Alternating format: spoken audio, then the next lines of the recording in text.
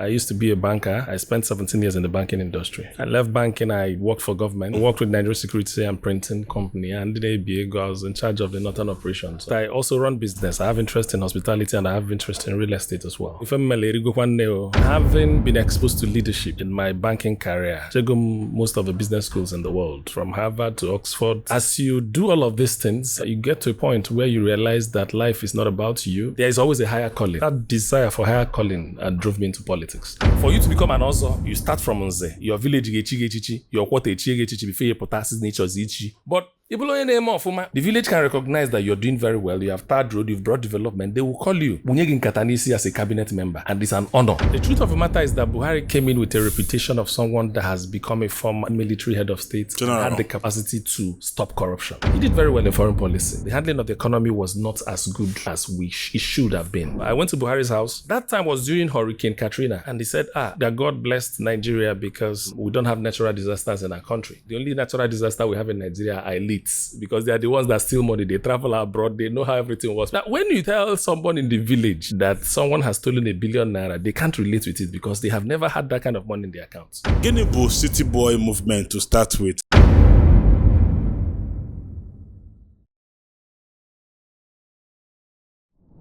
Gịnị bụ City Boy movement? City Boy movement bụkwa n'otu nkwado na-akwado President Bola Ahmed Tinubu. Onye ọbụla na-azọ ọchịchị at whatever level a na-enwe ha na-akpọ support group ya ndị nkwado. Anụba ndị nkwado ya from mgbe na-eme debate na secondary school. Ndị nkwado supporters. Nigerian Football Federation nwere supporters club. 2022 oge Bola Ahmed Tinubu na-achọ ịzọ election. Onye ọbụla na-achọ ịzọ, particularly election cover the whole country, a ga-enwe over 100 support groups. Enwelu Tinubu ambassadors, enwelu Tinubu support group, enwelu City Boy movement was one of the support groups at the time. Obidoro Kwatata, Obido 2022, leading to 2023 general election. City Boy, what it basically means, City Boys. No, what it is City Boy. When I refer to the City Boy, us name the campaign, not the president, because they call him a Lagos City Boy. If you talk about cities in Nigeria, Lagos is number one. It is one of the support groups that was created in 2022 to support Mr. President. And now, patron of that movement or the founder, you can call him the son of the president, Barrister Tinubu. Another election cycle is coming. Just like City Boy movement can be likened to Obedient movement. Obedient movement is not a political party. And Obedient movement were people that believe in the philosophy of His Excellency Governor Peter Obi. All of these things are basically to show support for Onyeno in power. Not literally that it means Onye Bina City, Onye Bina Vino. That's not the way it is. So it's registered as City Boy movement. So what has happened now is that the president looked out and felt that he needed to expand his campaign. Remember, 2023 elections, we had the 3 horse race. For the first time in Nigeria political history, elections, if I date back to 2019, you will find 2 people running for presidency. In 2023, we had 3 clear leading candidates. There was Atiku headed, leading from PDP. There was P2B leading from Labour Party, and there was also Bola Ahmed Tinubu leading from APC. So the nature of the election was such that whoever that emerged the winner will not get majority because the other votes are split. So you can now say, okay, president had 11 million votes or 8 million votes. When you say 6 or 5, it's a simple majority or difficult because of the nature of the election. So he felt, okay, this time around, I think I need to do a lot more work in reaching out to the people, basically. And he reached out to patron Barrister Sheyi Tinubu, and they reached out to Chief Obi Kubana. Who reached out to the patron? No, Sheyi Tinubu reached out to say that my father would want you to do this for us. You see, if you understand Nigerian politics, you will agree with me that it is increasingly difficult for business people to stay away from politics. Let me explain to you. Because the biggest business in Nigeria is government. What is your honest review about Buhari's government? Oh, honestly, there are prisms through which I will look at Buhari's government. I'll say this because it's very important to look at things from all sides. One-sided view is always not the correct view. The truth of the matter is that Buhari came in with a reputation of someone that has become a former military head of state and had the capacity to stop corruption. Because his records, based on history, all the jobs he's done, whether as a military officer or as a president, or as someone that had worked like a PTF and Minister of Petroleum and all of these things he's done, he came across as someone that is incorruptible. But then again, looking at Buhari after he has finished his office, if I have to analyze him, there are areas that he did very well. I worked with him in foreign ministry as an ambassador representing him, carrying his letter of credence. Basically, what it means is that he said to me, go to that country, anything you say, it's assumed that I'm the one that is saying it. He did very well in foreign policy. The handling of the economy was not as good as it should have been. But what is the learning point really? The learning point there is that, yes, you can't trace any corruption to him, but it is not enough to lead a country with just that reputation. There are other things that you also require to be able to do that. Because remember his first tenure, he had a lot of issues of sickness and all of that. So it looked, that's actually where you started hearing the word cabal. It looked like the government was now hijacked and people were also. He's a leader that gives people responsibility and believes that you know what you're doing. And even if you do not know what you're doing, a day will come when you'll be called to come and account. You know, there are two different leadership styles. Some people give you responsibility, they also follow up on it to be sure that it is done. Buhari is the kind of person that says, oh, you are the minister here. This is what I want you to do. Please go and do it. Whether you do it right or you do it wrong, a day will come for you to account whether you have done the right thing. So trying to transit that is administration, because a lot of people will argue to say that this government inherited, poor economy from Buhari's government. Okay. Yes, the numbers say so. You can also argue that it's the same party. So one, if the party should also be the same. Do not belong to the school of thought of people that dodge from responsibility. You must know where you have gotten something right and sustain it. You can also see admitting that something is not right is also part of responsibility of a leader, and that's also what makes a good leader. The numbers does not show that Buhari handled the economy very well. Even issue relating to corruption and all of that also didn't show. But are there areas where he also did very well? Absolutely yes. Buhari did very well in equipping our military. Elijah Onyeagba, go ahead please. My qualification required I prefer can Elijah Onyeagba. Senior chief audio okay, senior doctor audio okay, senior audio okay. But also as a cultural enthusiast, okay.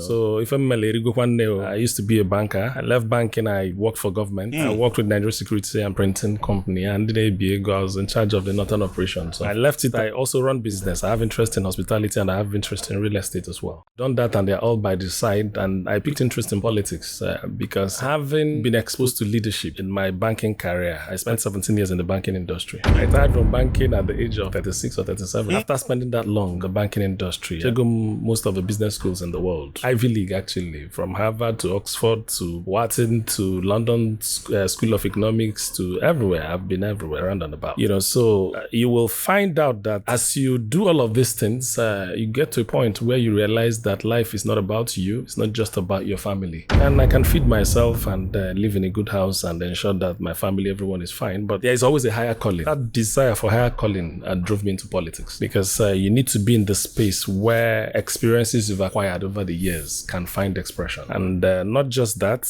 no matter what you can do as an individual, no matter what you want to do for yourself, for your people, for your community, there's a limit. What you can do in 30 years for your people, government can do in 10 minutes. As against being on the criticism side, which is always the easiest part. And content, we find a lot of people in that space. Yeah. But the problem is, when you now have the opportunity, what have you done?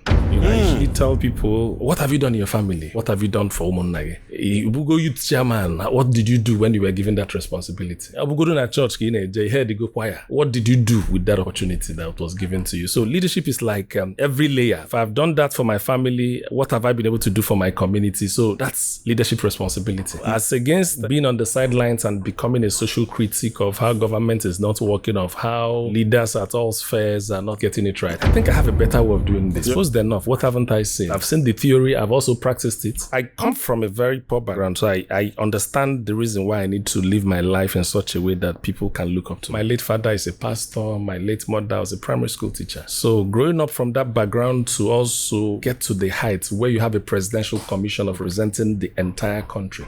So I've always known I was going to be out in the public space. So that's why I tried to prepare myself to be able to do that. So I think I've said quite a lot, but this is basically my journey. Good news! The Mars Magazine International, in collaboration with Pine Leaf Estate and Properties Limited, present Pine Leaf Night of 100 Stars. It is going to be a charity gala and an award event where icons from all spheres of life will be celebrated and given an award of recognition for their tremendous contribution to the development of our society. The theme of this special event is Dynamic Repositioning. The date is Saturday, 27th of June 2026, and the time is 5 p.m. Venue, Tanel Dome, Oka, Anambra State. Guess what? The Executive Governor of Anambra State, Professor Charles Chukwuma-Soludo, will be receiving the Mouse Man of the Year Award, and Prince Arthur Eze Ozigbondo will be the father of the day. Be there, be seen, and be part of history.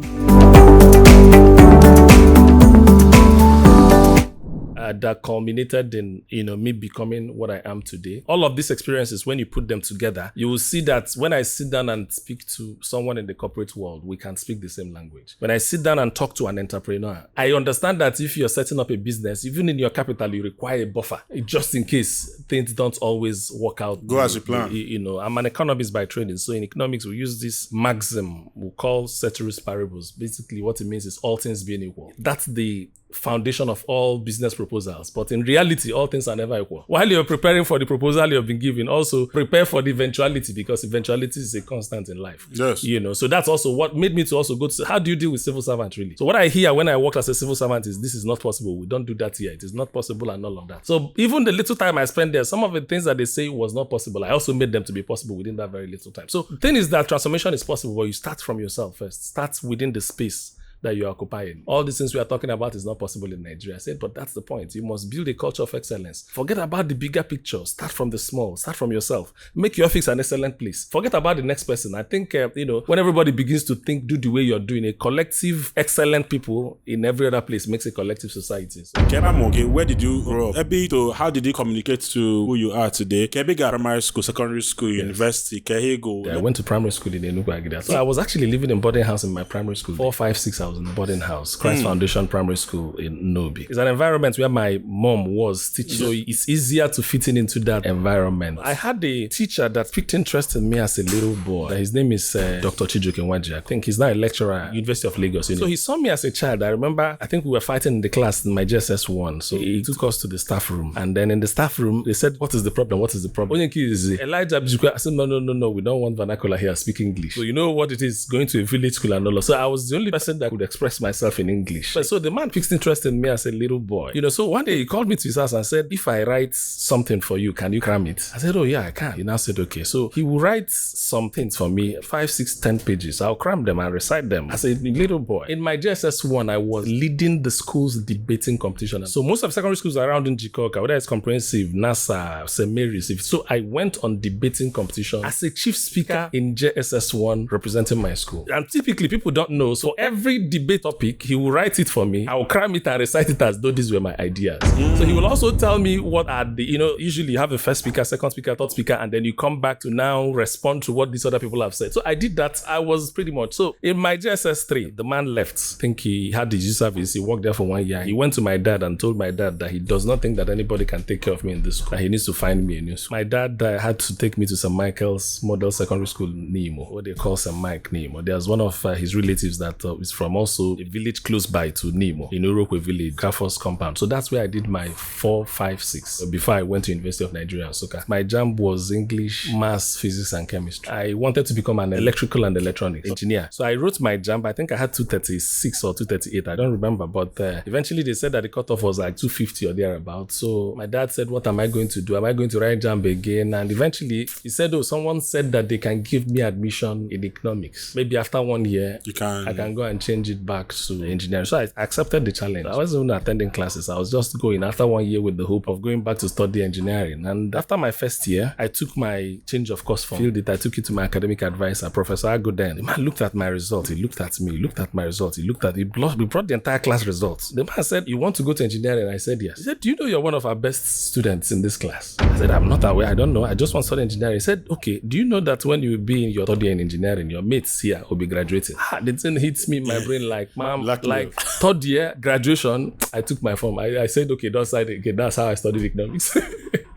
My teachers wanted me to lecture. I didn't agree to that because I felt that I have other responsibilities. I needed to go and look for money. So that's when I started. I became a banker. From there, I was now doing my academics. I studied up to PhD level. I'm also a certified national accountant. After I left banking, like I said, I knew I was going to do politics. So when the opportunity came in 2019, what piqued my interest? I was working for Nigeria Security and Printing and Minting. 2017, I was in that place, and we had an election between Obiano and Tony Moye. I registered as a peace APC member. Even though I was working for Mint, I actually brought the ballot papers to CBN here from Lagos where we printed it because I was the head of security documents. So at least I knew I would discuss with INEC. They will give us orders on ballot papers to be printed and all of that. So obviously, I was beginning to understand elections. I was beginning to understand numbers, how to deal with elections. Because if you go to INEC, everything about INEC is about elections, logistics, printing of papers, etc., etc. So when 2019 came, I felt that the time was right to go and run for House of Reps. I ran for House of Reps. It's difficult because at that time, when you say you're a member of APC, you are almost akin to a leper. The people of the Southeast had a resentment towards APC and Buhari as a president at the time. I've known Buhari. I met him as a banker. I went to his house. I also have a few understanding of his personality. But then again, in a larger community, people will always have their opinion. What you need to do is to respect people's opinion, but at every opportunity I have to explain myself or to add a few things towards your perception. I will say, this is my first-hand experience. This is what... And I'll give you an example. I went to Buhari's house. He was asking me, where are your parents? I said, they're in the village. That time was during Hurricane Katrina. And he said, that God blessed Nigeria because we don't have natural disasters in our country. Oh. Yes, so we are talking about it. And he said, the only natural disaster we have in Nigeria are elites. So Buhari said that it's only the elites because they are the ones that steal money. They travel abroad. They know how everything works. But when they come home, they begin to steal money. So we were laughing. And he said to you, where are you from? I told him. He said, where are your parents? I told him. He said, okay, what is the highest denomination of currency in your local language? I don't forget that, that conversation. I said, well, what do they call it? So I now started thinking. I said, puku naira. Puku naira abrokwana susu ibombo. Puku these are just new inventions. Are new inventions. What we know as money is 200 naira abego. Ofu abego is 200 naira. That's technically what. So, that's abego na ato. What they're actually referring to is 600 naira. So I remember that he said, listen, that when you tell someone in the village that someone has stolen $1 billion naira, they can't relate with it because they have never had that kind of money in their accounts. And the only thing they relate to people that have money is when they see a big house built or when they see a big vehicle pass. They will say, okay, that guy has money. But when you try to reset to somebody that someone stole 1 billion, person have not had 100,000 naira in their account. How do you expect them to understand it? Yes. They don't understand. So this is my personal experience with the man called Buhari. So not that I do not respect whatever that person feel, but this is my own personal experience. So story short, I ran for the elections and I lost gallantly. You were appointed as an ambassador in 2021, if I'm not mistaken. 2020, but I left 2021. Okay, how did that happen? It's election season again. Dear esteemed political candidates, are you aware that a good media visibility and advert can help boost your chances of winning? What are you waiting for? BAM Interview is offering you this campaign space to tell Indigo why they should vote for you. Contact us today with the numbers on your screen. You just contested in 2019, yes. Lost. Then in 2020, the next year, was it politically motivated APC person? How did you how were you selected, and then how was the experience being a diplomat? First is that once you're a politician, Nigeria Foreign Service is split between career and non-career. Ambassadors are split between career and non-career. There are people that work in foreign affairs. Their responsibility, or rather what they work in their life, everything they do in their life is to rise to become an ambassador, just like a civil servant rising to become like a permanent secretary or a director or whatever the case may be. Okay. So for them, those are the people we call career ambassadors. But then again, government recognizes that there's something we call non-career ambassadors, so a better word is political ambassadors. You can also use them as ambassadors. So typically, when I was selected, I believe that the president looked at my CV as an economist with all the trainings I've had, believed that I can be good, right? There are too many branches of diplomacy. You can actually be sent to a country just because of the relationship Nigeria has with that country. So you actually go with a presidential mandate, having one or two things that you have president will tell you to go and achieve. So my name came up. I believe they looked at it. I was actually very young. I was probably the youngest ambassador that was appointed at that time. So it came to me. What do I even do? What do I? We appointed in 2020, June 1 or so, and then deployed in 2021. So what I had to do was to speak to people that are professionals in that field. There's late Her Excellency, late Ambassador Joy Owu, Professor Joy Owu, who represented Nigeria as a permanent representative at the United Nations, former Minister of Foreign Affairs. Someone gave me her number, so I called her. Please advise me on how to go about it. And you know what she told me? She said, okay, no problem. I'm very busy now. Tomorrow we can talk about it.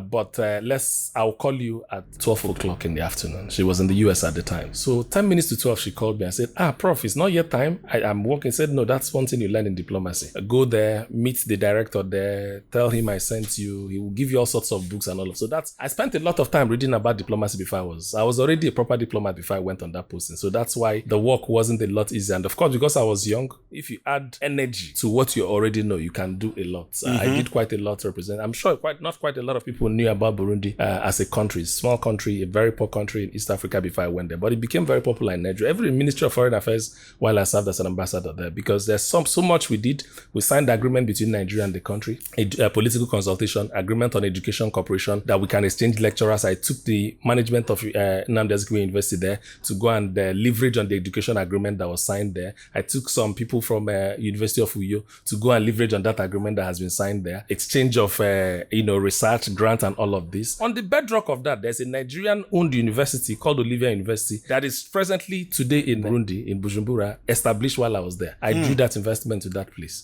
We signed a lot of agreements, and we had Nigerian visits. We had their president visit Nigeria, which is one of the high points of an ambassador when you have a state visit. Yes. We had the wives of the presidents visit each other over and over. So it was it was a beehive of activities, between the country. We opened, because I'm an economist, like I said, I went to practice economic diplomacy. We had some Nigerian companies supplying products to Burundi and getting paid in USD and all of that. So we did quite a lot of work. Wow. So once you add energy, youthfulness to a responsibility, you find out that a lot of things can be done. I have a compendium of what I did, basically, because I did it as a report and sent when I came back from the assignment. And it's always a privilege to be exposed to serve your country at that level. That is the highest level of representation you can ever have.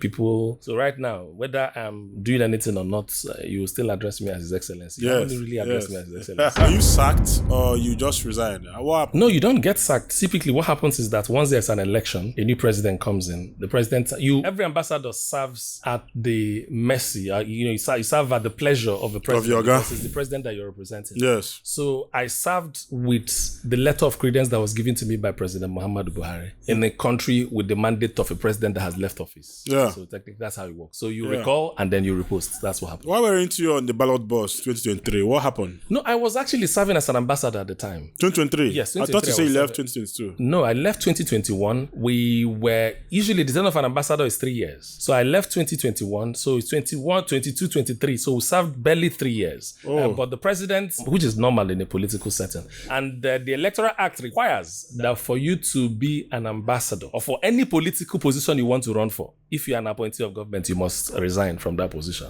Yeah, so it's your decision. Like you can see some cabinet members, the Ministry of Foreign Affairs just resigned yesterday, and more resignation may have happened today that we're talking, because the president gave them up till 31st of this month to resign from their position if you want, because you don't want people that want to run election still stay in power. There's a lot of confusion. You don't want to go. Are you going for campaign or are you implementing the policies of Mr. President that has given you responsibility? So it's always a responsible thing to do. I want to run for political office. Leave the position you are in. I didn't run for position in 2023. So it's not time for campaign. When it's time for campaign, you will see it. We work with, like I said, I'm not an experienced politician, so we know the right thing to do. Yes. We can't come out and start making noise when the law has not allowed you to do so. So we are actually very much... Nice one. Ka ife melu Enugu Ukwu juwe di ebube onye na-abụrụ onye Enugu Ukwu a na-agụ ya, and unu na-eko ka kedu ife melu unu ji eko? Tell us what's up with Enugu Ukwu. Ganiru. Amarokwa maka iko do, but ịma na anyị bichiri ụzọ. Anyị bichiri ụzọ. Otego development batala Enugu. Ụzọ gafele Enugu Ukwu bụ the old Tego. Even as a child, I never go on motor for a very long time. I went my post office. As a matter of fact, from 1999, the first was Enugu Ukwu Civic Center. That was established when Anambra was established, was opened, was in Enugu Ukwu. Village Hall was given to host the Nigerian immigrations, and they were there for a very long time before they built a new one and separated it in such a way that the higher cadre of Ozo, do you understand? So you can take an Ozo title if your father is an Ozo Mbu. In Amuta, you just be learning a few things about the culture. But that Mbu is like a bridge, you are walking through to become, when your father is no longer alive, because I took a title, Ozo Mbu title when my father had already passed on. You can't have two Obi at the same time. So if onye ọbụla yours, and there are things we differentiate, even the dressing is not the same. Ege iru na ada ebuo for onye ọzọ mkpu, ugbene a na-ekpu, abụbụ ugo a na-ekpu na ada ebuo for onye ọzọ all one and single. What you are holding na a na-akpọ ngwu agịlịga. But for you to become an ọzọ, you start from nze. Your village ga-echi gị echichi, your quarter echi gị echichi before you pụta si n'ịchọzi ichi. Noyes Healthy Living PAP is a strategic response to a critical problem, malnutrition. An innovative program kicked off on August 3rd, 2024, with free distributions across the 21 local government areas of Anambra State. This purely organic supplement is designed to combat malnutrition among Anambra children. Due to its high demands, the distribution has been stepped down to community levels and made available to residents in all 326 primary health care centers in Anambra State, free of charge. Noyes Healthy Living PAP, beating malnutrition in Anambra State. Ọzọ Enugu kwu n'Omori. Ị bụrụ onye na-eme ọfụma, otu a kịta ya mbaba si eme ọfụma. The village can recognize that you're doing very well. You have tarred road, you've brought development. They will call you. Bunye gị nkata n'isi as a cabinet member, and it's an honor. Do you understand? So they honor you in a public gathering. They don't do it in people's houses. Mana ịchọ ọzọ mgbe na m etozugo. Yes. I believe na elugo this class. Therefore, ọ ya nwa mbịa ụbọchị a na-echi gị ọzọ. Ọ bụrụ ife agwa gị weta na iweta zuru. Anyị nye gị punishment na enu ya because ikwu n'izugo. Yes. Ada force ya force. That's why it has to be done in your house. That's why ị ga-enwe obi. That's why ị ga-alụta ụlọ. Ada echi ọzọ na be mmadụ. Na outside. Ada echi ọzọ n'ilo. Ada echi ọzọ na village school. Ị ga-echi ọzọ na be gị gosi na itozugo ihe eji ọbụ nwoke. So Enugu ukwu bụ obodo nwere ezigbo igwe anyị na-achịta ya ọfụma. Unu nwere igwe na-abụ ka ofu. Ana m afụ igwe mkpume. Mba, Prince ka ọ bụ. Okay, Prince. Prince ka ọ bụ. Prince ọ nwa igwe nwụrụ anwụ n'Enugu ukwu. And ọkwa ezigbo onye Enugu ukwu ka ọ bụ. Anyị like ya ezigbo onye anyị. Because ọ na-azakwa igwe mkpume. Abụ nwere ike na-azị ya asa afọ otutu. Mmadụ nwere ike na-azị igwe na-azụ a na-azakasị afa dị aṅaa mana ọ bụrụ igwe Enugu ukwu ka ọ bụ. Kedu ife unu na ndị Aguleri na-azọ ke ndị bụ ndị ji ọfụ Igbo asị na aka ji ọfụ Igbo ebe Igbo si nwa nri nwa eri nwa kedu mba akụkọ erikakwa nwerekwara ihe anyị na ndị Aguleri na-azọ to be honest nwere ndị nwere ike isi na ha na-azọ something nwere ike bụla Enugu ukwu na nri kedu ndị bụ isi that's where you have the issues. Enugu ukwu na agụgụ nri basically they call it nri now. Nri. So depending on the the history you read, they will give you their own version. Enugu ukwu will also give you their own version. But for me, controversies of the past are not so much of a problem for me as a person. What I do is I believe I have the responsibility to make a place better than I met it. So if I come as against getting to know kedu onye bụ the nri, kedu onye to ibie, kedu as against getting that, there are problems that we need to solve today. Why don't we focus on solving today's problem and moving forward as against going back? Because you can only read history. It's there for you to read. It's also there for you to make up your mind who is right and who is wrong. But if you also want to stay off it, like when I read the book There Was a Country by Chinua Achebe, just put context. It is left for you to draw your conclusions. So I really don't depend. I don't focus a lot of attention on controversies, who is right or who is wrong. So I just look at it. There are children's school fees to be paid. There are roads to be tarred. There is pipe-borne water to be provided. Yes. Why don't you focus on that? There are community projects to get involved in. There are so many things to do. So we can't go back to the past instead and of do going anything. back to the past and what he get change you. No, we can't change anything. And then and then so what value does it really add? Yes. So that's my I time traveling here. man me kwudi ịchọpụtagodu ndị Igbo na-asị ijuti isi nkịta iwele agba ya mee gịnị. So what do you do? Okay, the right and then okay ọ gịnwato and then do you understand? There are problem onye agụ na agụ n'oge n'akụkụ. Just deal with that problem. Onye kwesịrị iju n'ọgwụ njiri gị iju n'ọgwụ deal with that problem. So it's better. So Enugu ukwu, what we are doing is that we are focused in our developmental strategy. Ihe niile igwe anyị na-eme, he sets up commissions that deals with the youth, deals with education. Ịbịa kịta Enugu ukwu na nwe trust fund and our commission this Easter period. So we do developmental things. Ibi Enugu ukwu, anyị nwere a lot of community projects. Anyị na-eje n'ụlọ akwụkwọ dị na Enugu ukwu lụgharịa ya. Ndị we ego Enugu ukwu contribute ego lụọ ya. Anyị nwere civic center. Anyị nwa na-alụ. Anyị nwere ebe anyị na-agụ arọ or equivalent of Igbo Ofala. We built the place. So ịbata Enugu ukwu, each time you see projects that are done collectively by the community. So that's our interest, to advance the community. So that way, Igwe has been able to bring those ideas. Ojekwa na ebe ọzọ fe ebe a na-eme ihe dị mma. Ọkọpịta wedata. Because anyị mekịta ilu ọgbọ 2 weeks ago n'Enugu ukwu. culture ndị obosi mana ọ fụlụ afụ na ọ dị mma ọ bụ na mmadụ luo 80 years anyị nwere ike kwa ya na ndụ enwere ike celebrate ya na olugo because onye nwaanyị nwoke ọbụla anyị na-eme ya na Enugu Ukwu every 3 years anyị lụrụ ọgbọ 2 weeks ago na Enugu Ukwu. Okay, unu akpụ ya ilu ọgbọ not ite ọgbọ this time. Ite ọgbọ bụ asụsụ ndị mana anyị nwere akpụ ya ilu ọgbọ because we feel that is something that is good to do. Ọ bụrụ mgbe mmadụ nwee egbube efi mebe nke nwa mee ya mgbe olu 80 years ka onye ahụ solufụ na ọ dị mma to do. So we do it. So anywhere igwe anyị pụta full something dị good, you adopt it to the community. There is copyright, there is also right to copy. If we ever something dị mma, you have the right There's to copy. There's what we call adaptation too in theater art. No, absolutely. Just pick one thing from here and then create yours. Create yours. Yes. So that's why communities are now coming to us now in Enugu Ukwu. Say kuzie na ikunu si eme ọzọ a. Kuzie na ikunu si eme. So we are consulting with a lot of communities to tell them that this is the way it is done. Matter of fact, that bagana nwere ọzọ enyi. A lot of communities even are addressing, people come and they say, teach us how to do this thing. So that's so onye ife dị mma na adị mma ka eme ya ka ọ dị mma. And unweku faces, unweku ndị na-put the thing out, Oh yes. Unu na anware nne. I must give it to you people. I've heard about Igwe Oster Aguna. Yes. Igwe Kigwe, He's a great man. And you people carry your tradition on your head. Mba, unu karịrị okwu nkote. And ọ dị ka onye unu chilu ọzọ nke a na-apụ iche. Mba ọzọ bụ spectacle na Enugu Ukwu. Culture anyị niile bụ spectacle between ọzọ ifu ebe ndị ọzọ na-eme procession na Enugu. In fact, ije na ọbụla ichi ọzọ na Enugu ịbịa ma emecha procession ịbịarọzi ọfụma. Maka ị ga-afụ everybody, they will line up. Onwe mgbe a ga-akụ bell, everybody atọn on unison. It's all dị ebube. Do you understand? If you also come ebe igwe anyị na-agụ arọ, wee fụ about mmadụ 60, 70, 80 ka ikpu nkata n'isi wee na-eme procession, you will love it.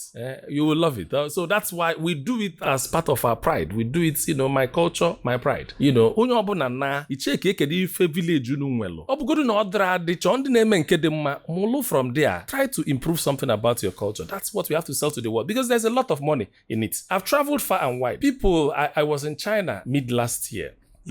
Onwe ebe a na-akpọ Temple of Heaven. Ọ dịka I just aka temple. People bịa na-akọ gị n'ebe aka Chineke meeti ndị mmadụ mmụọzi nwa wee jee na-akụfu dị akụkọ. So I took a tour of that place. Mecha na-ajụ onwe m ọkwa ọ bụ kịta na ihe a bụ ogwugwu dị na my village.